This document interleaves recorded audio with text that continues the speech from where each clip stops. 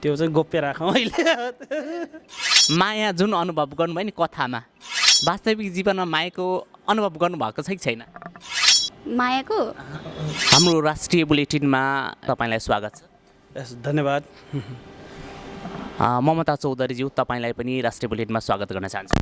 धन्यवाद, नमस्ते। के छ, आराम हुनुहुन्छ? एकदमै आरामै छौँ। ममताज्यू, के छ, आराम हुनुहुन्छ? तपाईँको हामीले अलिकति बौरिया फिल्मको बारेमा पनि कुरा हामी पछि जोड्छौँ है। गीत सङ्गीतकै यात्रामा दौडानमा हुनुहुन्छ, कतिको आराम महसुस गर्नुभएको छ? ठिक छौँ हामी सबैजना है। आज हामीले बौरिया मुभी हेऱ्यौँ पनि होइन, सबैजना तपाईँहरूसँग बसेर। अब यो नहेर्ने अगाडि चाहिँ हामी पुरा कहिले हेर्ने भनेर एक्साइटेड थियौँ है। हेरेपछि झन् खुसी लाग्यो। अब सबैजनाले माया गरिदिनुहोस्। वीर चौधरीजीलाई पनि मैले अघि पनि स्वागत गरेँ। तपाईँले गीत सङ्गीतको क्षेत्रमा चाहिँ कसरी तपाईँको यात्रा शुभारम्भ भयो नि? म एकदमै सानैदेखि बचपनैदेखि म नाच्ने खालको थिएँ होइन, चञ्चले टाइपको।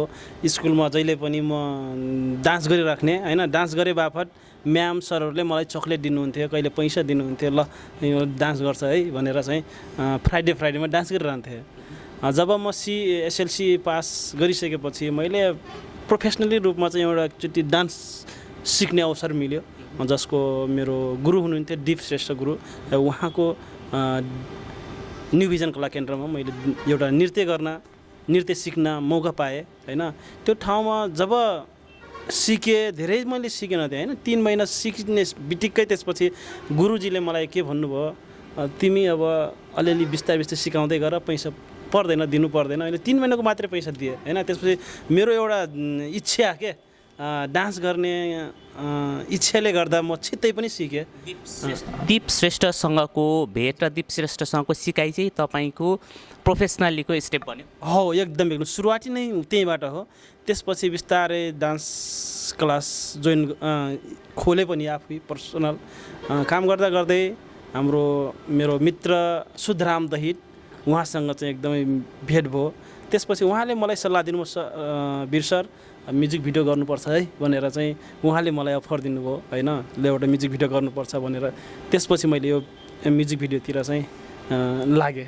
तपाईँलाई मैले एउटा प्रश्न गर्न चाहेँ कि अहिले उमेर तपाईँको भन्न मिल्छ भने कति भयो, र कति वर्षको उमेरमा तपाईँले एउटा डान्स सिक्दै गर्दाखेरि 3 महिनामा सिकिसकेपछि एउटा आफ्नै बिजनेस फेरि डान्स नृत्य सेन्टर चाहिँ म खोल्छु भन्ने चाहिँ तपाईँलाई कसरी हिम्मत रह्यो नि सानै उमेरमा? सानै उमेरमा एसएलसी दिइसकेपछि कुरा आयो होइन। एसएलसी दिइसकेपछि मैले +2 मै लगभग डान्स सिकेर +2 गरिसकेपछि मैले चाहिँ डान्स क्लास पनि स्टार्ट गरेँ होइन। डान्स क्लास स्टार्ट गरेँ त्यतिखेर मैले 50,000 पर मन्थ इन्कम गर्थेँ क्या होइन। डान्स क्लासबाटै चाहिँ धेरै राम्रो थियो। त्यतिखेर म फर्स्ट टाइममा त्यही इन्कमको उसले आफ्नो एउटा मेहनतले एउटा मोटरसाइकल किनेको थिएँ क्या। त्यतिको एकदमै खुसी लाग्यो। तत्पश्चात छ नि तपाईँले जस्तै त्यतिखेर महिनाको 50,000 कमाउँथेँ, मन्थली एउटा 50K चाहिँ इन्कम हुन्थ्यो भन्नुभयो। अनि गीत सङ्गीततिर पनि म्युजिक भिडियोहरू पनि खेल्न थाल्नुभयो होइन। सधैँ गीतहरू हिट हुन थाले। अहिले त्यो पेसालाई चाहिँ सञ्चालन गरिरहनु भएको छ कि के छ? पेसालाई के हो भन्दाखेरि बिचमा त्यसपछि बुवाले स्कुल खोलिदिनु भयो होइन। स्कुल सञ्चालन बोर्डिङ स्कुल खोल्नुभयो। मेरो आफ्नो बोर्डिङ स्कुल पनि छ है। बोर्डिङ स्कुल खोलिसकेपछि बाबु अब यो सेक्टर कहिलेसम्म काम गर्छ, डान्स मात्रै सिकाउने होइन। अब यता स्कुलतिर पनि हेर्नु पऱ्यो, आफ्नो स्कुल छ, स्कुल चलाउनु पऱ्यो भनेर। अनि त्यसपछि मैले त्यो साइड लगाएर होइन, त्यो आफ्नो काम गर्ने जुन स्टुडेन्टहरू थिए तिनीहरू, ल बाबु तिमीहरू अब यो डान्स क्लास चलाऊ, म चाहिँ आफ्नो स्कुल चलाउँछु भनेर। त्यसपछि मैले डान्स क्लासलाई साइड लगाएर अनि आफ्नो स्कुलतिर चाहिँ प्रस्थान गरेको थिएँ मैले। अब तपाईँलाई अलिकति बुदागतमा भनौँ, तपाईँ पहिला साधारणतया एउटा रुचि इच्छाले म्युजिक लाइनतिर लाग्नुभयो, गीत सङ्गीतको क्षेत्रमा लाग्नुभयो। तत्पश्चात तपाईँले केही गीत सङ्गीत आफूले सिकेर आफ्नै डान्स सेन्टर पनि खोल्नुभयो। अहिले तपाईँले बोर्डिङ स्कुल चलाइरहनु भएको छ। एज अ तपाईँ एउटा कलाकार हो होइन। कलाकार भनेका राष्ट्रका गहना हुन्। एउटा टिचर भनेको समाज होइन, एउटा विद्यार्थीलाई परिवर्तन गर्ने सक्षम व्यक्तित्व पनि हो होइन।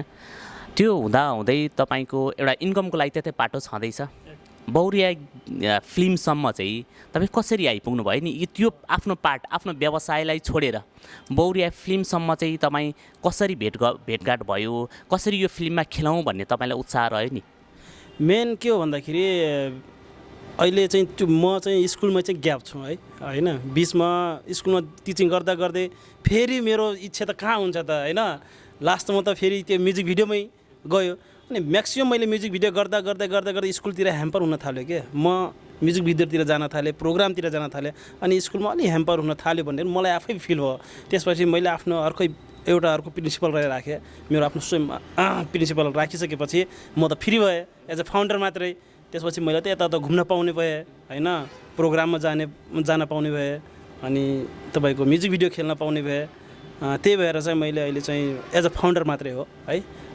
बोर्डिङ स्कुलको अनि चाहिँ तर पनि गीत सङ्गीतलाई चाहिँ यो छोड्न चाहेर पनि छोड्न सकेन बिचमा छोड्नै खोजेको हो छोड्न खोजेर मैले स्कुलमा लागेँ स्कुल लागिसकेपछि पनि फेरि कहाँ छोड्छ त लाइन पछाडि पढिरह्यो अनि लास्टमा फेरि यही अवस्थामा आयो तपाईँ त्यो क्षेत्रमा पैसा कमाए पनि भन्नुभएको छ नाम पनि कमाउनु भएको छ दाम पनि कमाउनु भएको छ बौरिया फिल्मसम्म आउँदासम्मका कथाहरू हामीले केही जोड्यौँ अब एकैछिन तपाईँको लाइफको वास्तविक लाइफभन्दा अलिकति फरक यो बौरिया फिल्ममा चाहिँ तपाईँको जोडी चाहिँ ममता चौधरी एकैछिन म उहाँसँग आउँछु है तपाईँसँग फेरि यो कुराहरू कहानी हामी फेरि जोड्छौँ ल ममताजी तपाईँले चाहिँ नि गीत सङ्गीतको यात्रा कसरी गर्नुभयो स्ट्रगल कसरी गर्नुभयो अलिकति यो पार्ट मलाई जोडिदिनुहोस् कि नेपाली गीत सङ्गीत क्षेत्रमा त छोरी मान्छे कलाकारभन्दा केही नेगेटिभ सोच्ने चलन छ भने अझै पनि अन्य भाषाभाषीमा केही फरक छँदैछ तपाईँले यो कलाकारिता क्षेत्रमा आउँदै गर्दाखेरि सपोर्ट कस्तो रह्यो स्ट्रगल कसरी गर्नुभयो म चाहिँ सानैदेखि उता नाच्थेँ अब स्कुलहरूमा नि यताउति कार्यक्रम भयो भने भाग लिन्थेँ होइन अनि त्यस्तै गरेँ अनि एउटा आइडल भन्ने डान्स आइडल भन्ने त्यस्तो कार्यक्रमहरू न्युजहरू आयो त्यसपछि मैले त्यस्तैमा भाग लिएँ होइन अनि त्यसपछि त्यसमा मैले जितेँ विनर भएँ अनि सबैजनाले धेरै रुचाउनु भयो अब मेरो भिडियोहरू पनि फेसबुकहरूतिर भाइरल हुने भयो कि अनि त्यसै गरी अनि मलाई अनि दीक्षा सुनार दिदीले चाहिँ म्युजिक भिडियोको लागि अफर गर्नुभयो त्यो बेला चाहिँ म यसै दिएको थिएन ठ्याक्क इक्जाम मानम भोलि छ भने त्यसको अगाडि नै सुटिङ थियो कि एक दुई दिन अगाडि सुटिङ थियो कि अनि मलाई चाहिँ पुरा कन्फ्युज भएको थियो म गरौँ कि नगरौँ भनेर है अनि मम्मीले पनि अनि अब अरूको बच्चाहरूलाई त गाली गर्नुहुन्छ नि त मम्मीले इक्जाम छ पढ यताउति तर मेरो घरमा चाहिँ त्यस्तो थिएन पुरा मेरो मम्मीले नि सपोर्ट गर्ने बाबाले पनि सपोर्ट गर्ने अनि त्यसपछि हुन्छ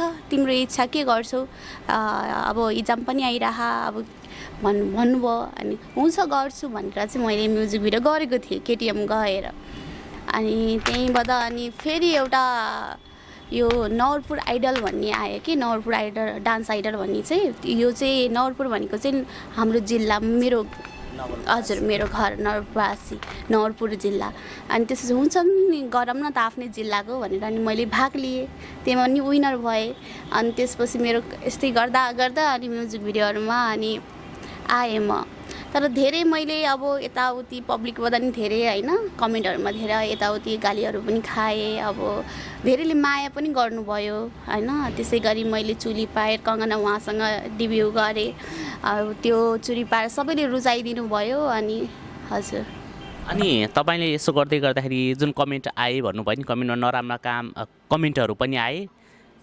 तपाईँलाई मायाका कमेन्टहरू पनि आए त्यसकारण त आज तपाईँ आफ्नो थारू भाषाका मैथिली भाषाका गीत सङ्गीत खेल्दा खेल्दै नेपाली कथानक चलचित्र बौरियासम्म पनि लगभग रोल त तपाईँहरूको नायक नायिका नै हो होइन यहाँसम्म आउँदाखेरि जुन गीतको योभन्दा अगाडि पनि तपाईँले डुइट गीत तपाईँहरू दुईजनाले कुनै गीत गरिसक्नु भएको त्यो कुन गीत हो अलिकति सुनाइदिनुहोस् न मलाई गाएर यो उहाँसँग त लगभग धेरै गीत छ त्यही पनि एउटा सबभन्दा मेचीदेखि महाकालीसम्म एकदमै चिनाउने भनेको त्यो चुरी पायल कने एउटा एकपटक गाएर चुरी पायल कंगना सजनी की हो जत सजना देख मोरे ओठ के लाली देख मोरे काने के झुमका देख न रे तू मोरे आँखें के कजरा हो मोरे सजना यस्तै छ होइन होइन गीत एकदम राम्रो छ। मेन भनेको त पहिलो कुरा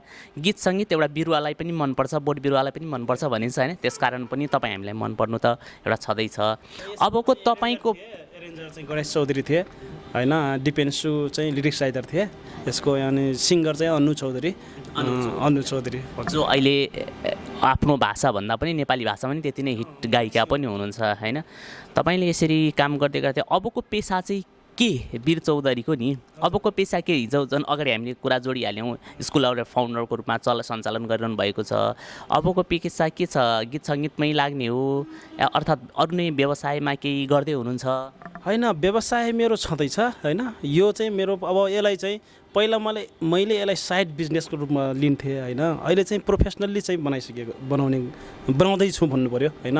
उसरी मेरो बिजनेसहरू भन्दाखेरि मेरो आफ्नो प्लाइवुड ग्लास हाउस छ है, फर्निचर छ, स्कुल छँदैछ होइन, एज अ पार्लरहरू दोकानहरू छँदैछ होइन। भनेपछि तपाईँको बिजनेसहरू छँदैछ। तपाईँको बिजनेसको कुरा त अझै धेरै नै छन्। जति गीत सङ्गीतमा 200-300 भिडियो खेल्नु भएको छ, हिट हुनु भएको छ, नाम कमाउनु भएको छ, दाम व्यवसायबाट छुट्टै कमाइरहनु भएको छ। यसमा फेरि जोड्यौँला, ममताजीसँग म कुरा गर्न चाहन्छु फेरि पनि। यो बौरिया फिल्म खेल्दाखेरि नि नर्मल अन्य भिडियो खेल्नु र फिल्मको कथासँग खेल्नु कति सहज, कति फरक, कसरी पाउनु भयो तपाईँले? धेरै फरक छ नि। म्युजिक भिडियो भनेको अब छुट्टै भयो होइन, मुभी भनेको छुट्टै। अब म्युजिक भिडियोमा खेल्दाखेरि चाहिँ अब खेलिरहँदाखेरि चाहिँ सजिलो लागिरहेको थियो होइन। अब मुभीको त मेरो फर्स्ट मुभी हो। अब सुरुमा त म डराइरहेको थिएँ, उहाँलाई भनिरहेको थिएँ कसरी गर्ने कसरी होइन। उहाँले पनि मलाई सिकाइरहनु भएको थियो यसरी भनेर होइन। अब त्यस्तै गर्दा गर्दै अब आफ्नो तर्फबाट चाहिँ मैले बेस्ट दिने कोसिस गरेको छु होइन, दिएको पनि छु। अब हेरौँ अब कस्तो हुन्छ। बौरिया फिल्म त आजबाट प्रिमियर सो पनि भयो, च्यारिटीसँगै हेर्न पाइयो। तपाईँले आज हेर्दै गर्ने दर्शकलाई चाहिँ नि बौरिया फिल्म कस्तो हो, यसको कथावस्तु थोरै होइन, यो फिल्म चाहिँ किन हेर्नुपर्ने भन्ने कुरामा अलिकति बताइदिनुहोस् न। यो मुभी चाहिँ अब यो सबैको घरमा हुने होइन, धेरैजनाको घरमा हुने सबै कथाहरू मिलाएर बनाउनु भएको छ। यो चाहिँ विशेष गरी यो एउटा बौरिया नामै बुहारी होइन, एउटा बुहारी एज भन्नुपर्दाखेरि छोरी चेलीले नहेरी नहुने। अब यसमा अब मम्मी होइन, अब कान्छी मम्मी आउँदाखेरि कस्तो हुन्छ, कस्तो महसुस हुन्छ होइन।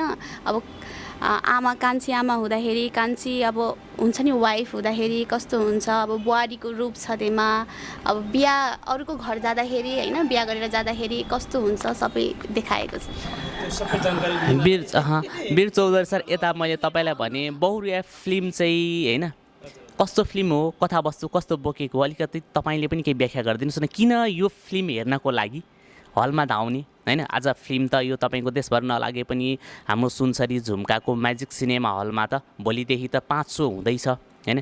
ती 5 सोमा तपाईँको फिल्म एज तपाईँहरूले खेलेको फिल्म हेर्न किन आउने? स्पेसल्ली भन्नुपर्दाखेरि खास यो फिल्म हेर्न आउनुको मेन उद्देश्य तपाईँहरूको के छ भन्दाखेरि यो हाम्रो पुरानो कला संस्कृतिमा आधारित फिल्म हो। अहिलेको जेनेरेसनले चाहिँ हाम्रो संस्कृति सबै बिर्सिसकेका छन् होइन। त्यो संस्कृति पहिलाको संस्कृति 40-50 वर्ष पहिला हाम्रो संस्कृति के थियो त, चालचलन के थियो, त्यो हेर्नलाई भए पनि यो ठाउँमा चाहिँ आउनुपर्छ। तपाईँको अर्को पनि छ यसको मुख्य कारण, मैले पनि भने फिल्म हेर्न चाहिँ के छ भन्दाखेरि थारू कलाकार अर्थात् भनौँ थारू घर परिवारको कथावस्तुलाई नेपाली भाषामा चाहिँ तपाईँहरूले के रूपान्तरण गर्नुभएको छ, सबभन्दा यो नै ठुलो कुरा हो होइन। त्यसकारण अहिलेको तपाईँ त त्यही समुदायमा हुनुहुन्छ, त्यही समुदायको व्यक्ति हुनुहुन्छ। अब आजदेखि त लब हामीले भने नायिका हुनुहुन्छ होइन। त्यसकारण अहिले पनि जुन कल्चर तपाईँले, यो त हामी सस्पेन्स नै राख्छौँ, जो दर्शकहरू आएर हेर्नु होइन, हेर्नुहुन्छ अनि थाहा पाउनुहुन्छ। अहिले पनि त्यो कल्चरमा तपाईँहरूको सानैमा बिहे गर्ने, माइतीमै छोड्ने यो कल्चर अहिले पनि छ? यो गाउँहरूमा छ होला सायद है, मैले पनि यतै आएर थाहा भएको होइन। अब म त अब पहाडी गाउँमा बसेको मान्छे होइन।